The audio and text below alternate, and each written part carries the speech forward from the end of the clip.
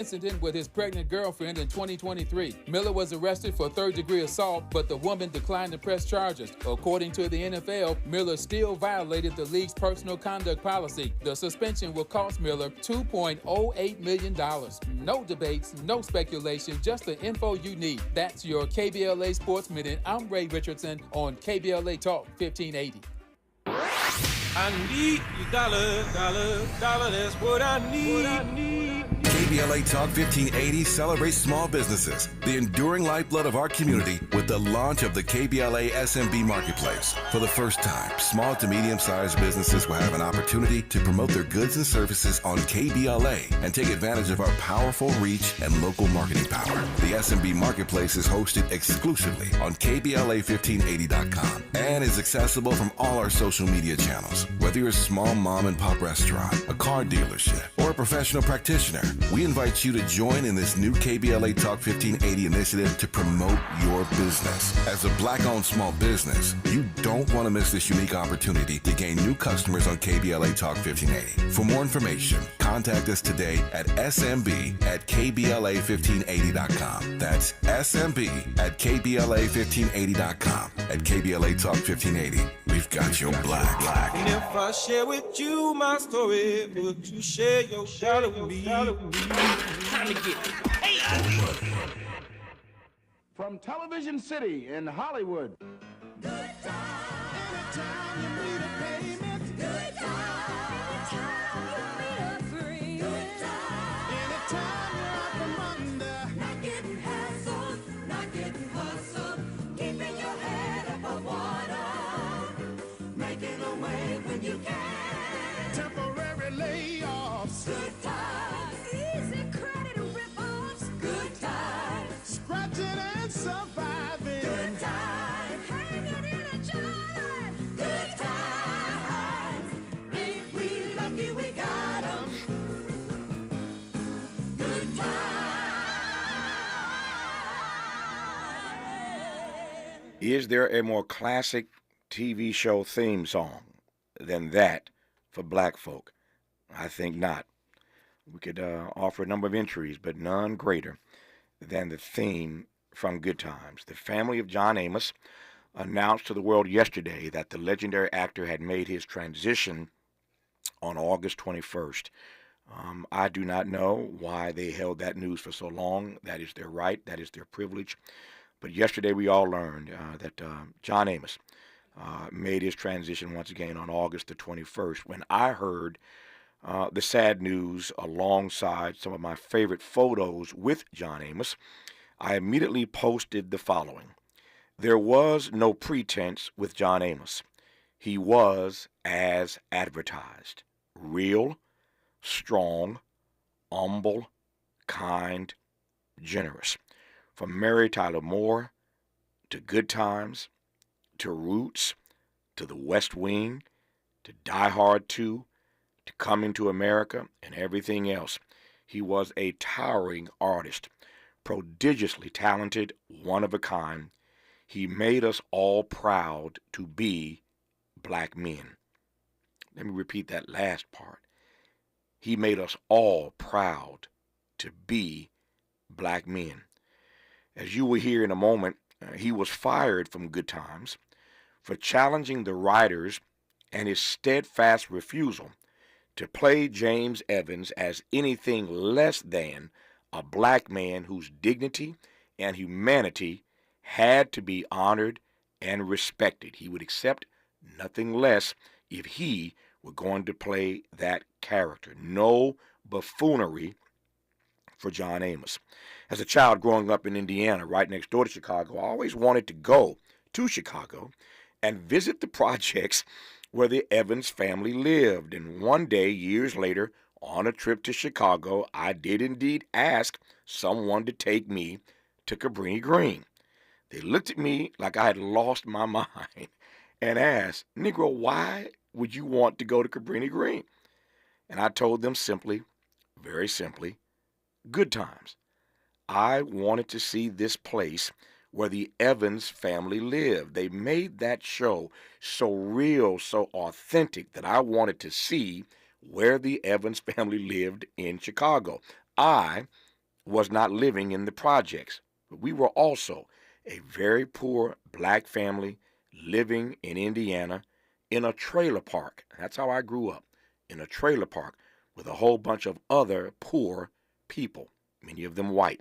So I could relate to the hardships that the Evans family was enduring in the projects in Chicago.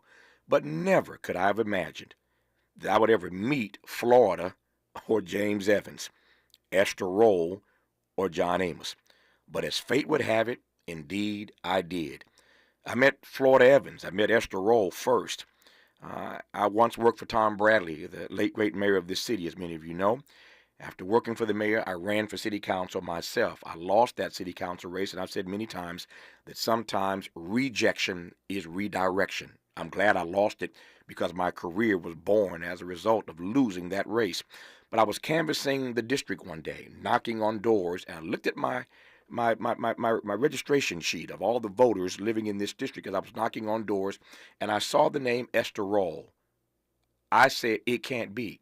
It cannot be that Esther Roll lives in this district, on this street. I'm about to knock on her front door and ask her for her vote. I knocked on the door in Baldwin Hills. Esther Roll answered the door, saw me, could not have been more gracious, invited me in, and we sat down and talked for a long time, and I became a friend of Esther Roll, knocking on her door as I was campaigning for city council here in Los Angeles. Met her first. And then I met the songwriters. That theme song, Good Times, was written by a couple called the Bergmans, Alan and Marilyn Bergman. They happened to be very dear friends of my late friend, Harry Belafonte. One day, Belafonte invites me to dinner. The Bergmans are also at this dinner, and we become fast friends. I've interviewed the Bergmans many times over the course of my career. Alan still living, Marilyn now deceased, but I couldn't wait to talk to them about the song that they had written, Good Times, how these two white folk had written this theme song, how they came up with those lyrics, and that part that none of us ever gets right. The Bergmans told me what that line actually is. And then finally, I met John Amos. How did I meet John Amos? I'm glad you asked. You won't believe this. One day, many years ago, here inside my company, we had someone who was out on a medical leave for quite a while, and we had to hire a temp to sit in this particular seat. We contacted a temp agency, and it turns out they sent us a fine young woman who was awfully good at what she did. And one night she comes to my office and said, Mr. Smiley, anything else before I leave? I said, no. She said, I'm leaving now. And it was dark outside, so I walked her outside to her car. She said, no, I'm okay. My father's picking me up. I said, well, let me just walk you outside anyway. And plus, I'd love to meet your father. And she smiles. We walk outside, and her father opens the door and gets out of the car. It's John Amos. John Amos's daughter was sitting in my building as a temp and never told me her father was John Amos. When I walked outside and met her father, you can imagine I about passed out that John Amos's daughter was working alongside me. I met him, shared with him many stories of all that he had done to empower and inspire me with that TV show as a kid growing up in Indiana. And John Amos and I became friends, and I had the honor of interviewing him any number of times over the course of his life. When we come forward, I want to share with you my last conversation with John Amos in this studio from September 7th, 2021. We celebrate the life and legacy when we come forward of John Amos. Generous listening. Charitable listening. It's why everybody wants to talk to Tavis. The conversation continues when we come forward. Make a move into a home of your own. With City National Bank's Ladder Up Home Loan Grant, you could receive up to $20,000 that you never need to pay back. Use it toward your down payment, save on closing costs, or to buy down your mortgage rate. Find out more at cnb.com/ladderuphome. City National, here for every stage of the journey. Property must be in a qualifying market in California, New York, or New Jersey. Additional terms and conditions apply. Not all applicants will qualify. Terms are subject to change without notice. City National Bank is an equal housing lender. Member FDIC. NMLS number 536994. Tavis Smiley's new book, The Covenant with Black America. America, 20 Years Later is now on sale everywhere. This classic text shot to #1 on the New York Times bestsellers list almost 2 decades ago. If you have the original book, you will surely want to get this 20th anniversary edition with powerful new contributions from today's leading voices. This 20th anniversary edition presents a compelling blend of historical insights and contemporary urgency in this critical and unprecedented election year. Get your copy of The Covenant with Black America 20 Years Later today. Looking for a purposeful and passionate way to make a difference in your community? Volunteer with our Senior Medicare Patrol and help prevent Medicare fraud. S&P volunteers work in their community educating peers about healthcare fraud and how to prevent and detect it. Free training starts soon. Check us out online or at an S&P open house near you. We're on a mission to stop fraud. Join our team. You make a difference. Visit ca-smp-volunteer.org.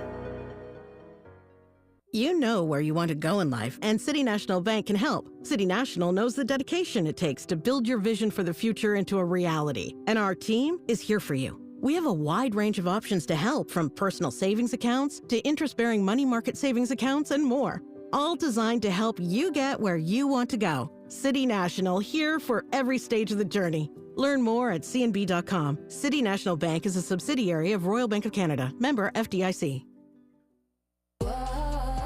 My friends swim no matter the season, but my moderate to severe plaque psoriasis can sometimes take me out of the moment. Now, thanks to Skyrizi and clear skin, count me in. With Skyrizi, risankizumab Riza, a prescription-only 150 milligram injection for adults who are candidates for systemic or phototherapy. 3 out of 4 people achieve 90% clear skin at 4 months.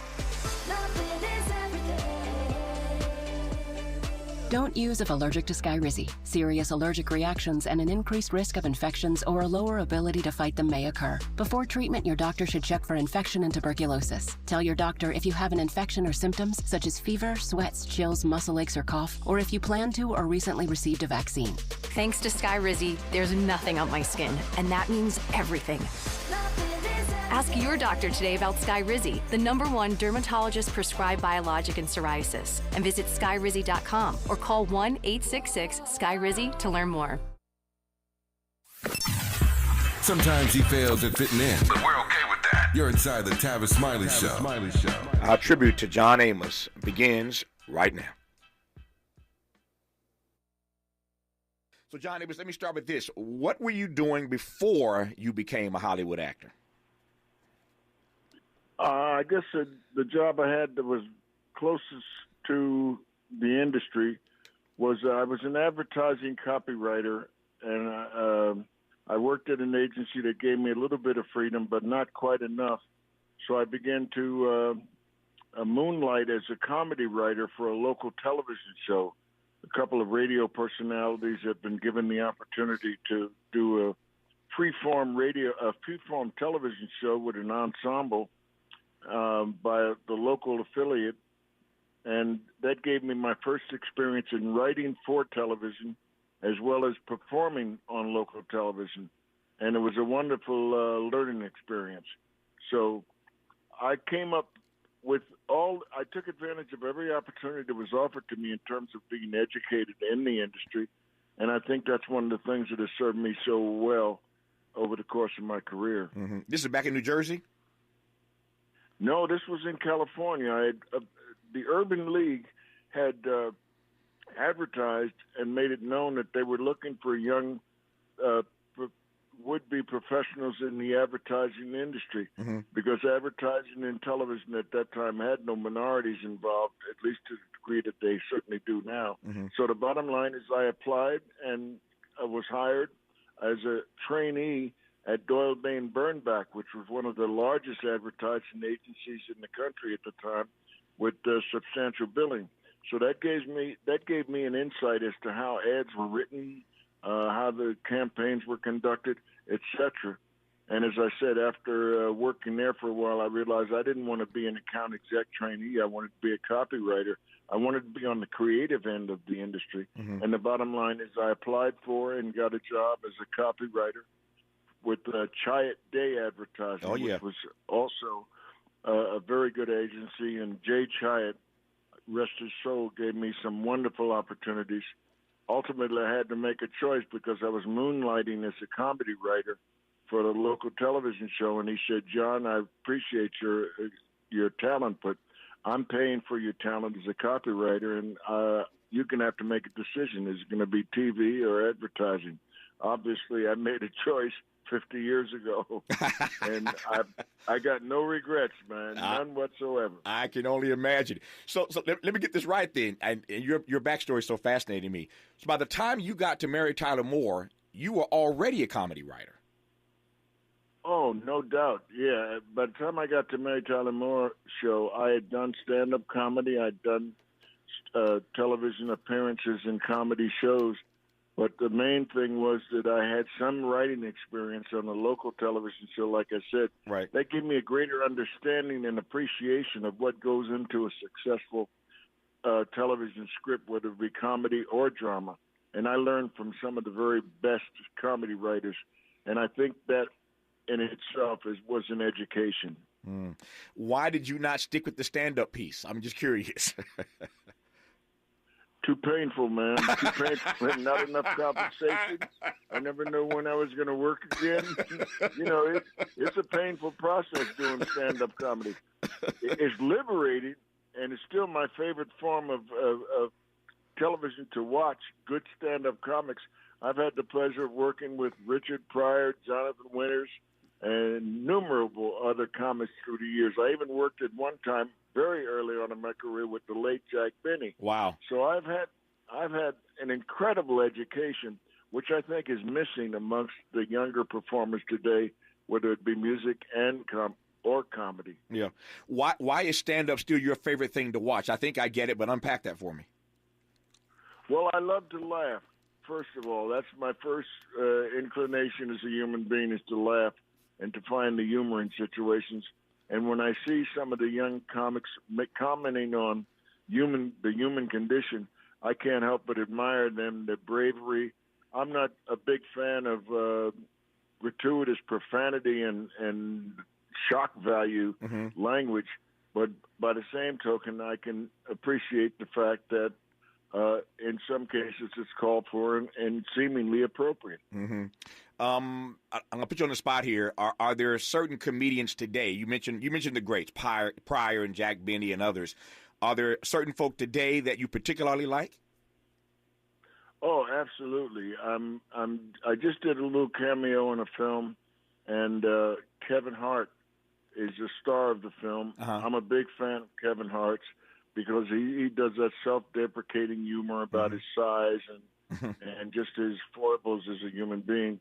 So he certainly is amongst them. And any one of a number of other young comedians, one of whom recently passed, Mitch Hedberg. I love his non sequiturs and his ability to just jump from subject to subject. I'll miss him. As I said, we lost him recently. That is in the past year or so, and I became a big fan just prior to his demise. Speaking of recent losses, just a week or so ago on this program, I did a tribute to Ed Asner. I had the honor of talking to Ed Asner any number of times over the course of his career. He was always, for whatever reason, he took a liking to me. He would always come by my TV or radio show whenever he was doing something. So we had a number of conversations, and I was able to pull some old tape and play some clips of my conversations with Ed Asner over the years. And I must tell you that it did something to me as a young black man to watch Mary Tyler Moore back in the day and to see you on there, the only black in that cast, and you represented well. I love the character you played, the role that you played. What was it like being on that show as the only African American, and how did that Mary Tyler Moore thing even come to be? Well, the way it came to be was that I was called for an audition, and it was for the role of Gordy the Weatherman. And I passed muster. They hired me as a first for just a couple of episodes, and then it became a recurring character. So I grew with the role as the role grew, and it was a wonderful atmosphere in which to work because everybody was they were just gracious people, and the producers of the show, they made sure that I was not singled out for any racial jokes or anything that was going to make the less enlightened on the show feel good about their position. So I had a wonderful experience on that Mary Tyler Moore show. The writing was first class. The producer, Grant Tinker, Mary's husband at that time, was first class act up and down.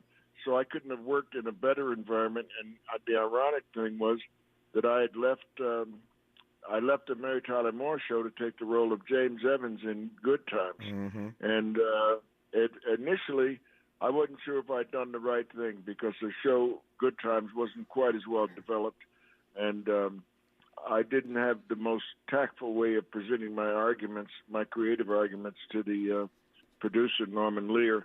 But after all these years and innumerable opportunities, Norman and I have obviously overcame our differences. I have nothing but the love, all the love and respect you could have for one of the most innovative people who ever set foot on the television production facility. Nope, you're right about that. We're going to talk about Good Times and Norman Lear and your tactful way. We'll talk about all that in just a second here. Before I get ahead of myself, though, you mentioned that Mary Tyler Moore was a wonderful place, a wonderful atmosphere to work in. Indeed, it was for you. And yet I read a story prepping for our conversation, John, it was just last night, about the one time that somebody did say the wrong thing to you and Grant Tinker gave him the business, as in a pink slip. You recall this story? I recall the story vividly. We were in rehearsals for the Mary Tyler Moore show, and as they turned the lights down to get the lighting correct for this one particular shot that they wanted to get for the show, someone, he'll remain nameless, though I know who the individual was, made a disparaging remark about, well, John disappeared with the lights out, or words to that effect. In other words, my being black made me disposable. Show us your teeth. Show us your teeth, right? Yeah, show us. Exactly. That was what it was. It said, John, show us your teeth so we'll know where you are. That person was gone that afternoon. Grant Tinker, while he wasn't a civil rights activist, he did not tolerate racism or any expression of it on anything that he was involved with. He was a Yankee from New England, and he was a fair man, and he was an innovative. He was a good man, I love the fact that I had the opportunity to work with Grant. So that was the end of that. I never had to say a word. I never had to protest because he stood up, as I would hope that all employers and employees would stand up when they're confronted with a comparable situation. To your point, I'm glad you went there. You're being prescient and prophetic today because I wanted to go right there. How did that make you feel in that moment when Grant Tinker stood up for you immediately, and that sucker was gone immediately? Because there's so many people who look like you and me, of course, every day, who experience this kind of racism in the workplace, and employers don't stand up for them. Well, it made me very proud to know that I was working with and had formed a somewhat relationship with Grant Tinker, who represented, I think, the very best in television, as did Norman Lear. And Norman was obviously, as the founder of Americans for the American Way, his organization was about full-time work on making things equitable for everybody in the industry. And that was the greatest experience I ever had in my life, or could hope to have, working with Norman Lear on several projects. Yeah.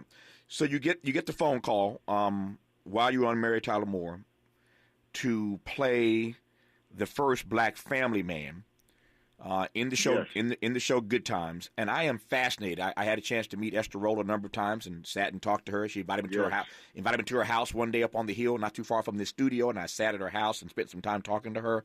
And I was fascinated by her insistence on having a husband. She didn't want to be a single mother. She insisted to Norman Lear that he give her a husband. She wanted a nuclear family. Tell me more about her insistence on the way that show was crafted and how you got to be a part of it.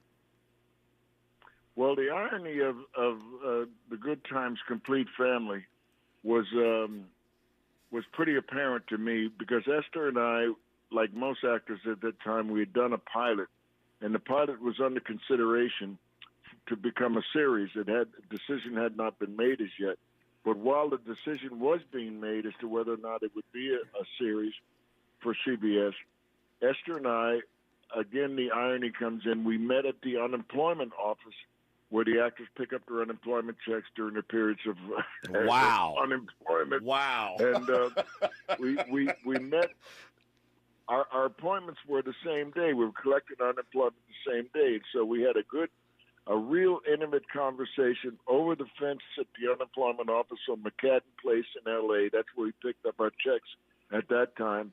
And again, it was a hell of a coincidence that we would both pick up our checks at the same time. So it was during those conversations, while we were waiting to find out what the outcome of the TV pilot would be for the show, that we formed the real basis for our relationship.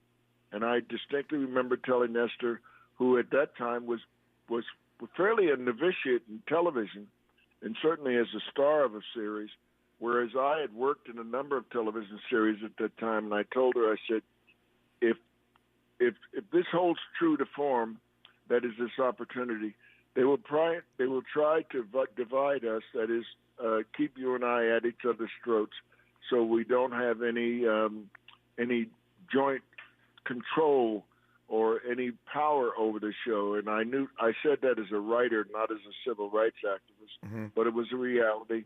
And I said, if you have any protests or any arguments about the content of the show, I will do the yelling and the screaming, and I will flip out and all the rest of that. You be the moderate voice of reason that they will listen to, and you ultimately get things the way you want it. And we agreed, and we played those cards successfully for quite some time. But she was a wonderful, wonderful person to work with. I miss Esther. I miss her fortitude. I miss her professionalism. And I just miss the woman. She was a fantastic choice for Norman Lear, and I was so grateful that she chose me to be her husband on that TV show, because it provided me with an iconic role and an iconic opportunity. Indeed it did. And we you love Esther Rolle. We love John Amos as well, because you were the perfect person to be cast. I can't imagine anybody else playing James Evans, and I suspect the listeners feel the same way. But is that what you meant when you said earlier that you, at the time, you didn't have such a tactful way of telling Norman Lear and the writers what you wanted on the show?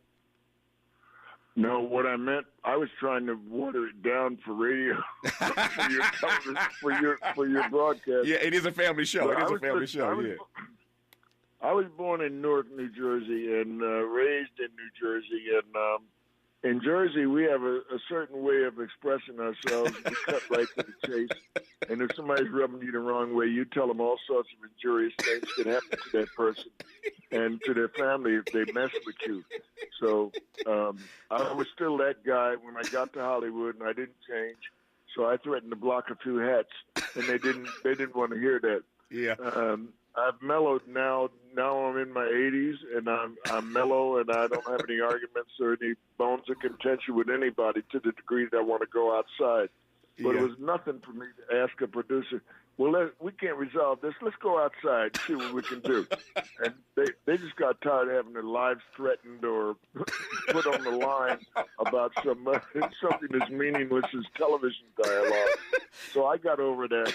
But by then, Norman had said, well, I've had about enough of this. So he fired me from Good Times. But he would subsequently hire me again for 2 or 3 different pilots. And that showed that while he recognized the fact that I was obstinate, he also recognized the fact that I was speaking from my heart in truth. More of my conversation with John Amos when we come forward. Why does Tavis say, when we come forward? Because he's not going back. And you don't have to go back either. Forward ever, backward never. More of Tavis Smiley when we come forward. Forward. Paid for by government.com. Did you know? The United States Mint has issued a new Morgan silver dollar coin in proof condition for the first time. Not only that, they are also minted in 99.9% pure silver for the first time ever in history. Coin experts are calling this an amazing opportunity for anyone that knows the enduring popularity of Morgans. But you must hurry. Only 400,000 of these legal tender silver dollars were issued. These first ever Morgan silver dollars are brand new with stunning mirror-like finish, minted by the iconic San Francisco Mint. Call now and you're guaranteed a new first ever 99.9% pure silver proof Morgan dollar. To learn more, call 1-800-973-9717. If you order now, you will receive a free coin collector bonus pack, a $25 value, free with every order. Call 1-800-973-9717 now to secure your new Morgan silver dollars before they are gone. That's 1-800-973-9717. I'm Mike Moore. Here's the latest from the Black Information Network. U.S. dock workers on strike for a second day are being supported by the Biden administration. The strike by the International Longshoremen's Association is blocking everything from food to vehicle shipments at ports from Maine to Texas. A 61-year-old Texas death row inmate responsible for 5 murders is the 5th person the state has executed this year. African-American Garcia Glenn White was sentenced to die for the 1989 stabbing deaths of a Houston woman and her twin 16-year-old girls in their apartment. The average amount of money neighbors plan to spend on Halloween this year is around $277, according to a survey by Nextdoor. $76 of that total is going to candy, and the rest is on decorations and costumes. And that's the latest. I'm Mike Moore from your 24/7 news source, the Black Information Network, and BINnews.com. This is the KBLA Sports Minute with Ray Richardson.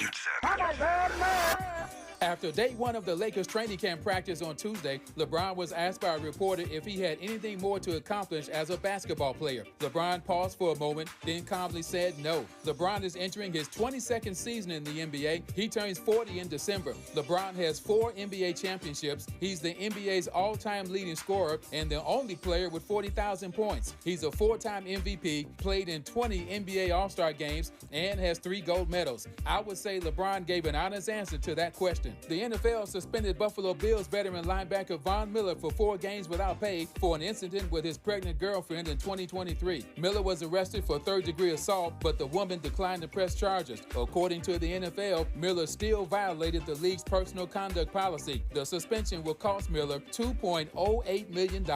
No debates, no speculation, just the info you need. That's your KBLA Sports Minute. I'm Ray Richardson on KBLA Talk 1580. Sweet chocolate reward. Sweet chocolate reward. This is not just the sound of someone picking up a sweet treat at Walgreens. This is the sound of someone picking up a sweet treat right after receiving all their vaccines in one trip. This is the sound of treating yourself, because you protected yourself. Stop by or schedule both your flu and COVID-19 vaccines today and grab yourself a sweet treat while you're at it. Vaccine subject to availability. State, age, and health-related restrictions may apply. Mommy, want to play a game with me and Dad? Mommy's not feeling good. You need to vaporize that cold. Vaporize? Yeah, with Dayquil VapoCool. It's Dayquil plus a rush of Vicks vapors. Whoa. Come on, honey. Let's let Mommy rest. You guys are amazing. And so is Dayquil VapoCool. Dayquil VapoCool, the vaporizing daytime coughing, aching, fever, power through your day medicine. And to vaporize sore throat pain, try Vicks VapoCool drops. Use as directed. Keep out of reach of children. We've got a lot to talk about. Race, culture wars, political turf battles, criminal justice, and injustice. The courts. These are the conversations you won't hear elsewhere. My guests are leading journalists, celebrities, and sports figures, elected leaders, and influencers. They aren't afraid to get into it and say the quiet part out loud.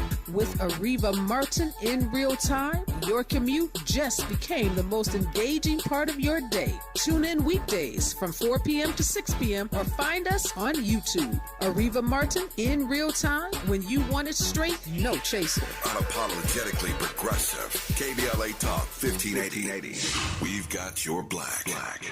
If you're living with dry age-related macular degeneration or dry AMD, you may be at risk for developing geographic atrophy or GA. GA can be unpredictable and progress rapidly, leading to irreversible vision loss. Now there's something you can do to slow it down, get it going slower. iZurvey is proven to slow GA progression. iZurvey gets GA going slower.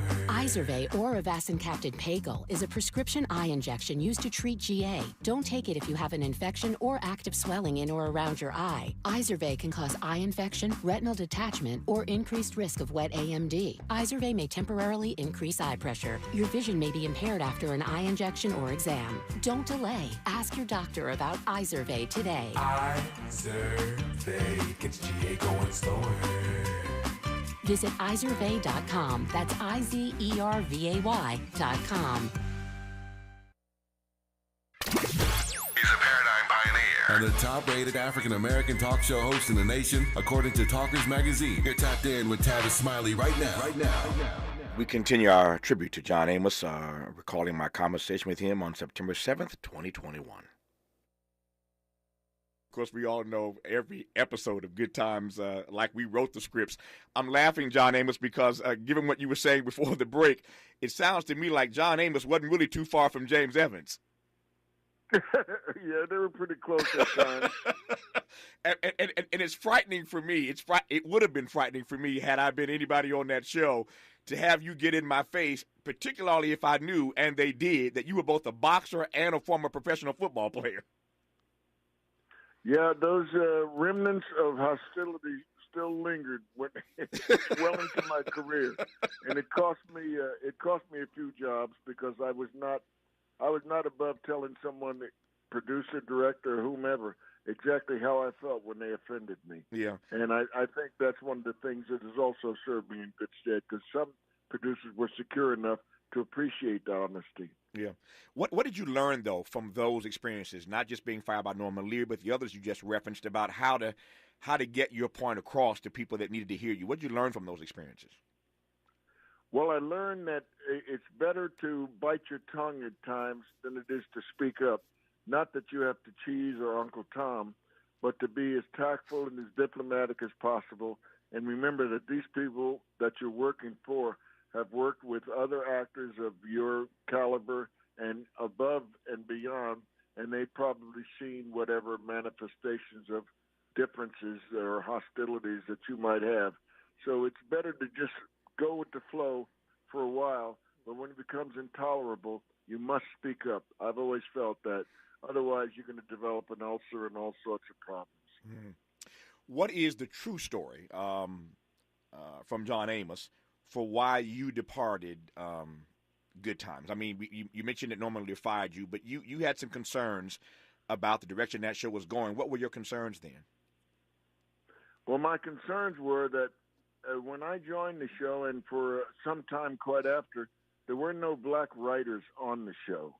There were no black writers to accurately depict what the thought processes were for that family in the Cabrini Green apartments. Their upbringing and their learning was that of what you might expect if they'd been raised and educated in environments comparable to Beverly Hills.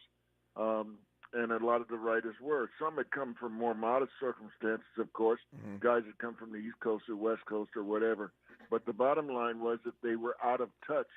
And very often when we were confronted with situations within the body of the sitcom, the response to the family was, as written by them, was totally inaccurate.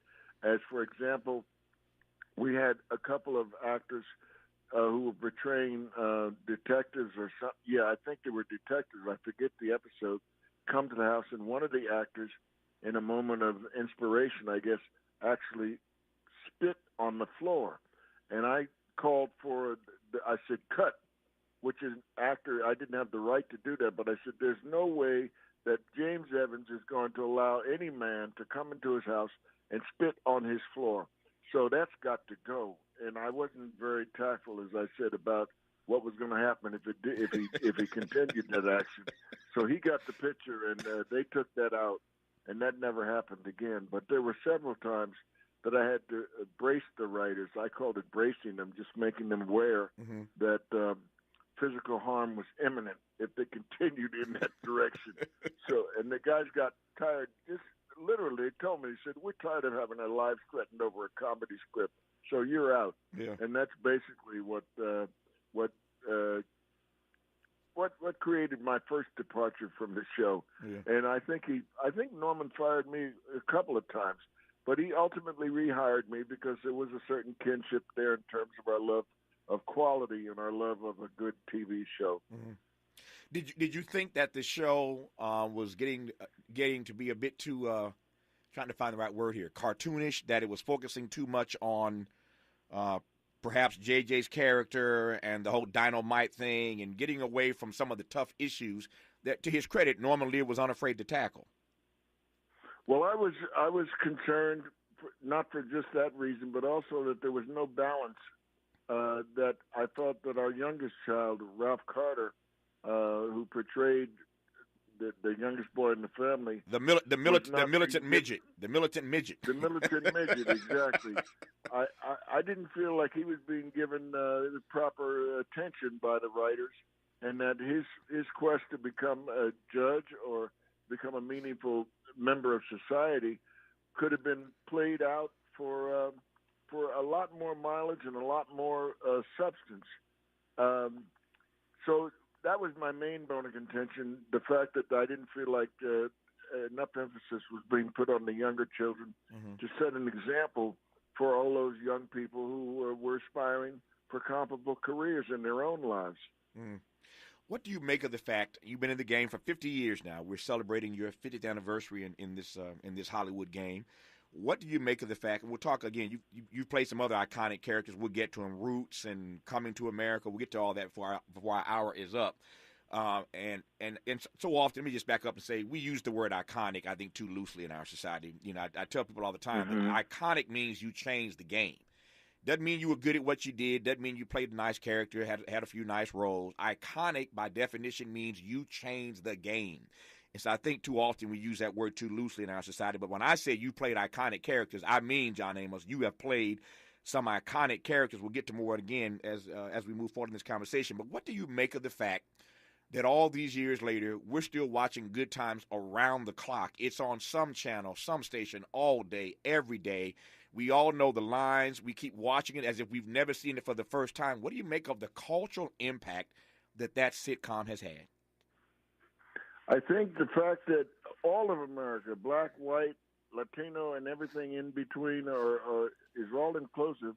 They could relate to the James Evans character and to the family's economic situation. And it got past the color line. They saw that they, too, because of their economic status, were being subjected to the same impersonal and in some cases disastrous I don't know how to put the word, but they could relate. I guess that's the bottom line. They could relate. And I'm in the Midwest now here in Cleveland, and I've had people on the train and various other means of transportation tell me, regardless of their ethnic background, that that's the way they were raised. They were raised with the same mores and morals and the same perspective as the black family in Chicago. So that is part of our upbringing as Americans and as people who live in this country. And it transcended race lines.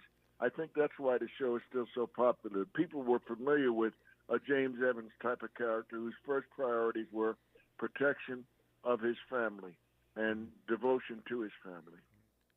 More of our tribute to and remembrance of John Amos when we come forward on Tavis Smiley. Hope, agency, dignity. This is Tavis Smiley. Can you dig it? Come on! So you may have heard of Project 2025, a plan crafted by Trump and his MAGA loyalists to give Trump virtually unchecked political power and take Black America backwards. Here's how. Project 2025 strips away our voting rights protections, and it eliminates the Department of Education. It would siphon public school funding to private schools, leaving our kids behind. Planning on going to college? Good luck paying for it. Project 2025 cuts funding for federal student loans. Trump's Project 2025 would also make states monitor women's pregnancies, and it bans abortion. Project 2025 would also gut Obamacare, ripping away health care from millions. Simply put, Trump's Project 2025 would be devastating to Black America. But we can stop it. by voting for Kamala Harris for president, because we are not going back. I'm Kamala Harris, candidate for president, and I approve this message. Paid for by Harris for president. The following is not a contest and is a paid advertisement by Family Vacation Getaways for the purpose of soliciting sales of vacation ownership. For complete details, please visit fvgradio.com. If you want a complimentary stay in Cancun at a luxury resort, then Family Vacation Getaways may have your ticket to paradise. We're giving away a 5-day and 4-night stay to the first qualified 50 callers who can name an animal that lays eggs and is not a bird. An animal that lays eggs and is not a bird. Do you know it? Call now, 800-868-6431, 800-868-6431. You may also be eligible for an exciting bonus vacation to Orlando, Florida for just $398. And don't worry about anything ruining your plans. We can extend your travel up to 18 months. Name an animal that lays eggs and is not a bird, and you may be eligible to get a complimentary Cancun resort stay and an optional bonus vacation to Orlando for just $398. What are you waiting for? Call 800-868-6431. Again, call 800-868-6431 and give us your answer. Substance use disorder and addiction is so isolating. And so, as a Black woman in recovery, hope must be loud. It grows louder when you ask for help and you're vulnerable.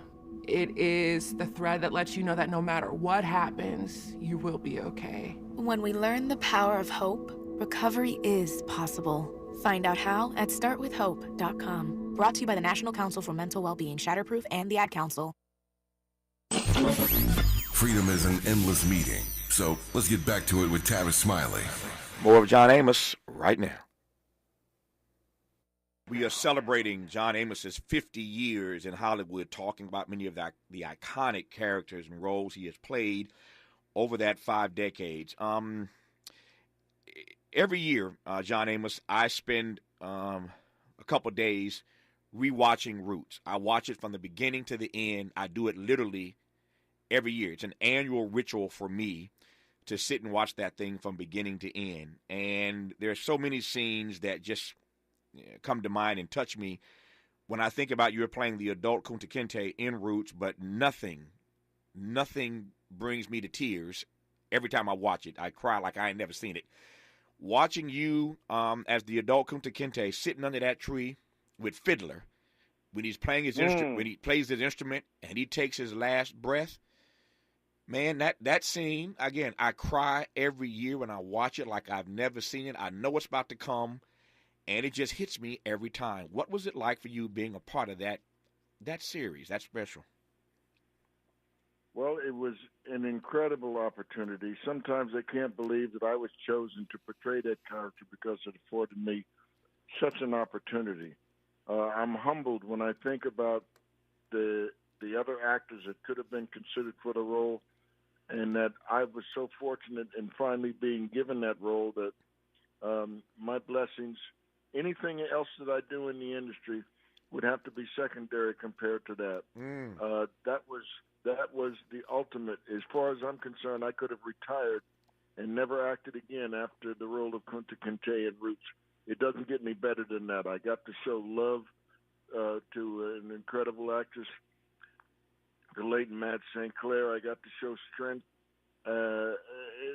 It was wonderful. It was everything that I hoped it would be, and it balanced out all the unbalance that I had been subjected to as a black actor and as a black man in this society. It was an incredible opportunity for me, and it prepared me for life in the industry and in the United States. I should mention, of course, that Fiddler was played by the great actor and Academy Award winner Lou Gossett, of course. So you and Lou Gossett were sitting under that tree as Fiddler and the adult Kunta Kinte. You mentioned that you could have retired after that. It leads me to ask, where did you go after that? Because when you get a chance to play a character like that, it's like all downhill from there. I mean, you've played a lot of great characters since then, but how did you emotionally, psychologically, spiritually process the fact that I'll never get a character like this again, no matter how long I stay in this business? Well, I relished it while it was happening, and in reflection and retrospect, I still relish it and recognize it as one of those once-in-a-lifetime opportunities. So I was grateful, and I'll be eternally grateful for the role of Kunta Kinte because it did make history, not just for me as an actor, but for everyone who was involved in that series. It was a time-stopping series. It was wonderful. The West Wing, again, I could do this all day, and I'm getting tight on time here, but The West Wing, what was that experience like? You've done too much stuff, man. I can't squeeze it all in. I got you. Well, I had a great opportunity to learn about the military firsthand. I joined the National Guard when I was a youngster. In fact, I was below age. I was about 15 and a half. When I put my age up, I falsified my age to 17 or so and joined the National Guard in New Jersey. So I've always had a great affinity for the military. And when I was given the opportunity to portray Admiral Percy Fitzwallace in the West Wing, I knew that I was going to be given another great opportunity because of the writing. The writing team is led by Aaron Sorkin, an incredible writer. And that's, for me, that's where it all starts. Having started as a writer myself, I have a great respect for the guys that make it all happen, that put the pen to paper and give us the words that we say as actors. So I was very comfortable when I was given the opportunity to portray Admiral Percy Fitzwallace, the chairman of the Joint Chiefs. And what added to my joy and my excitement about portraying the character was that I'd been given the opportunity to meet, and I took advantage of it, to meet with Clayton Powell, not Adam Clayton Powell, I mean with Percy Fitzwallace. The character was founded in a dialogue that I'd had with the actual chairman of the Joint Chiefs, Colin Powell. Oh, yeah. And I met Mr. Powell in his office, and I'll never forget, his secretary invited me into his office, and I took a seat, and he got on the phone, and he called his wife, Alma, and he said, Alma, you'll never guess who I'm sitting here talking to. And I turned to my then wife at the time, and I said, she'll never guess who he's talking to. The John Amos, who got kicked out of every school he ever went to for cutting up and impromptu comedy, is having a dialogue with the chairman of the Joint Chiefs. Nobody's going to believe this. So we both had a wonderful moment there. Yeah. Myself, Mrs. Powell, and of course Secretary Powell. Our remaining moments in conversation with John Amos when we come forward. What's your quarrel with the world? You're listening to Tavis Smiley. If you're like me, 60 and retired, making ends meet, especially here at the supermarket and drugstore, is tough. I'm so blessed to have found BenefitsCheckup.org. It's a free and confidential website from the National Council on Aging that connected me to $1,200 a year in programs that help pay for food, medicine, utilities, and more. Maybe it can help you. BenefitsCheckup.org. You know where you want to go in life, and City National Bank can help. City National knows the dedication it takes to build your vision for the future into a reality, and our team is here for you. We have a wide range of options to help, from personal savings accounts to interest-bearing money market savings accounts and more, all designed to help you get where you want to go. City National, here for every stage of the journey. Learn more at cnb.com. City National Bank is a subsidiary of Royal Bank of Canada, member FDIC. KBLA Talk 1580. We've got a lot to talk about. KBLA Talk 1580, connecting you with services and solutions. Legal Aid Foundation of Los Angeles is a nonprofit law firm that protects and advances the rights of the most underserved, leveling the playing field and ensuring that everyone can have access to the justice system. Every year, LAFLA provides free, high-quality legal services to more than 100,000 people living in poverty across greater Los Angeles. Their unique combination of neighborhood offices, self-help centers at courthouses, and domestic violence clinics puts Legal Aid Foundation of Los Angeles on the front lines in vulnerable communities and at the forefront of change. LAFLA's expert team of attorneys, paralegals, and support staff works to provide direct representation, offer counsel and advice, provide referrals, and educate the community about their legal rights through workshops and seminars. With locations all over LA, you can access their services or volunteer to help no matter where you live. And if you have an urgent issue, call call 213-235-0060. That's 213-235-0060. To get legal help, make a donation, or volunteer, visit lafla.org. lafla.org. This is a community call to action from KBLA Talk 1580. Less monologue, more dialogue. Tavis Smiley continues right now. Our remaining moments in conversation with the late, great John Amos. John Amos, when you've been doing this for 5 decades, as well as you have, and again, in the iconic way that you have, it occurs to me that you were known by different generations for different characters, and there's a whole generation that adores you for being Cleo McDowell and Coming to America. Yeah, well, I enjoyed that character myself because, again, it was steeped in honesty, having worked for the McDonald's Corporation when they first initiated their franchise in Canada, where I was living, and had tried out for my last professional football team. I got a job working for McDonald's as a trainee, peeling potatoes, washing the floors, the whole 9 yards, with the aspiration being to be a franchise manager. And of course, the irrepressible creative side of me came out, and I had my trainees singing and dancing and laughing and shining. And in fact, I had written a parody of a West Side Story, which I shared with the late Steve Allen when I did his show. Mm-hmm. I wrote a bunch of parodies about McDonald's set to this music from West Side Story, which he found hilarious and which I enjoyed myself. But the bottom line was that I was ready for it, the opportunity to portray Cleo McDowell as a result of having worked for an actual McDonald's in an actual McDonald's. And I think I brought some reality to the role. It's a wonderful organization, incredible organization to work for, as proven by their worldwide success. So I was ready for the role of Cleo McDowell in every way imaginable. I'm just cracking up knowing I did not know that you actually worked at a McDonald's. Yes, sir. Sir. That is hilarious. So you mentioned I got a minute to go, and I'm just so. I mean, I wish this hour could just stretch for 2 or 3 more hours. I know you got stuff to do, but let me ask you right quick. You're in your 80s, as you mentioned earlier, and you ain't showing no signs of slowing down. Well, the truth of it is, with my son as a filmmaker, an accomplished filmmaker, I'm focusing now at this point in my career on a biopic, which he is producing and directing. We're producing it together. He's directing me in it. And I'm having a joy. I'm having the best time of my life in my career. Oh, yeah. Putting these elements together. All these things we've talked about are part of the biopic.